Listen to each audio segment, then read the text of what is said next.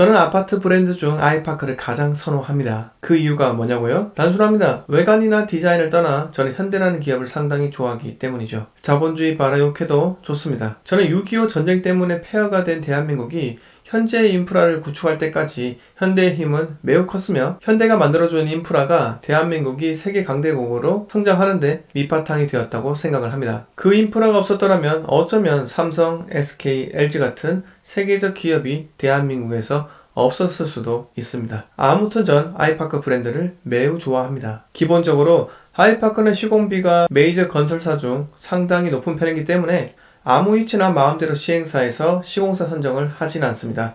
이 분양에 대한 리스크가 충분히 있기 때문인데요. 우리가 아는 신축 아이파크의 위치만 보더라도 방금 제가 말씀드린 의미가 무엇인지 이해가 되실 겁니다. 부산에 아이파크가 별로 없다는 사실 다들 아시죠? 2011년 11월에 입주한 해운대 아이파크, 2013년 12월 입주한 명륜 아이파크, 2020년 10월 입주 예정인 서면 아이파크, 2021년 12월 입주 예정인 동래 레미안 아이파크. 일단 비교 불가한 해운대 아이파크와 아이파크 이름만 딴 구축 아파트를 제외한다면 동래구 명륜동의 명륜 아이파크, 부산 진구 점포동의 서면 아이파크, 그리고 동래구 온천동의 동래 레미안 아이파크, 이렇게 3개가 있습니다. 그래서 준비했습니다. 이번 시간은 부산에 신규 공급될 아이파크 아파트인 서면 아이파크, 동래 레미안 아이파크, 이렇게 2개 단지를 오로지 입지로만 비교할 것이며 지하철 노선, 학군, 지형, 이렇게 3가지로 내용 구성하도록 하겠습니다. 제 개인적인 주관적 생각이 담긴 뇌피셜로만 말씀드릴 테니 듣기 거북하시면 댓글로 반박해 주시기 바랍니다. 구독, 좋아요, 알림 설정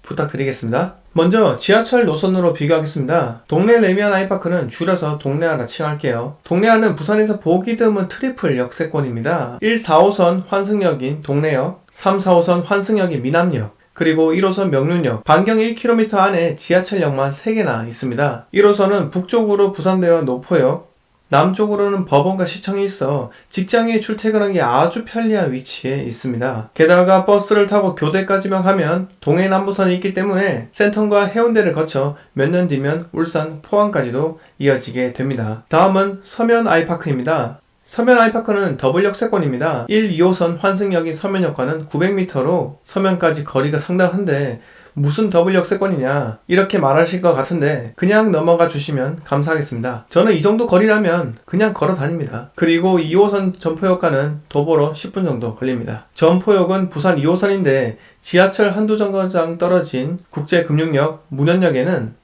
한국자산관리공사, 한국남부발전 등 좋은 직장이 밀집되어 있습니다. 2호선은 부산의 주요 중심지를 통과하는데요. 학원이 많은 남천역, 광안리 해수욕장이 있는 광안역, 그리고 센텀시티역, 해운대역까지 노선이 이어져 있습니다. 일자리, 교육, 관광 이 3가지를 모두 갖춘 2호선에 가까운 서면 아이파크가 지하철 노선 측면에서는 앞선다라고 생각됩니다. 자, 다음으로는 학교입니다.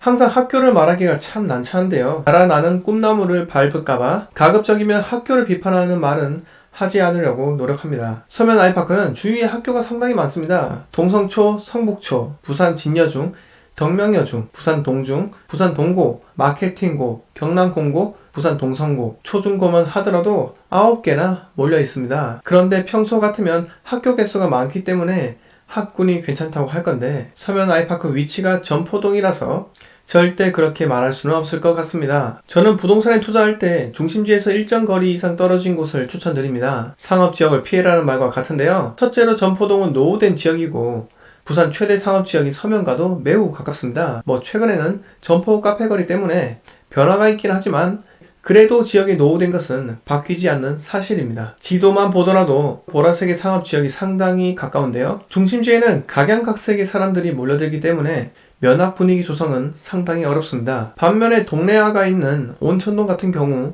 동래구가 전통의 명문 학군으로 유명하고 동래아 2단지 근처에 온천 제2초등학교가 신설된다고 하니 굳이 동래구 학군에 대해서는 언급할 필요가 없을 것 같습니다. 지금까지 두 아파트 비교해서 지하철 노선으로는 서면 아이파크가 승리, 학군으로는 동래 레미안 아이파크가 승리. 현재까지는 1대1 동점입니다. 자, 마지막 하나만 더 비교할게요. 바로 경사도입니다. 서면 아이파크의 최대 단점이 바로 경사도입니다. 제가 이전에 점포 카페 거리에 갔을 때 땀 흘리면서 올라갔던 그 기억이 날 정도로 여기는 오르막이 좀 심합니다. 호객 노노 사이트로 보면은 이 경사도를 잘 알 수 있는데, 서면 아이파크는 황령산 아래에 있어 부산 시민이라면 누구나 다 아는 언덕임을 객관적 데이터를 통해서 우리는 확인할 수 있습니다. 반면에 동래안은 부산에서 얼마 안 되는 평지에 위치하고 있어 경사도 측면에서 보면 동래아가 몇 수 위라 생각이 듭니다. 오늘은 부산의 신축 예정인 서면 아이파크와 동래 레미안 아이파크, 이 두 개의 아파트를 가지고 입지 비교를 해보았는데요. 지극히 제 개인적인 뇌피셜에 근거해서 비교하였기 때문에 너무 노여하지는 않으셨으면 합니다. 자, 오늘의 결론. 학군과 경사도 측면에서는 동래아가 윈, 지하철 노선에서는 서면 아이파크가 윈, 동래아가 서면 아이파크를 이겼습니다. 이상으로 오늘 이야기 모두 마치도록 하겠습니다. 구독, 좋아요, 알림 설정은 본 채널을 성장시키는 데 큰 도움이 됩니다. 감사합니다.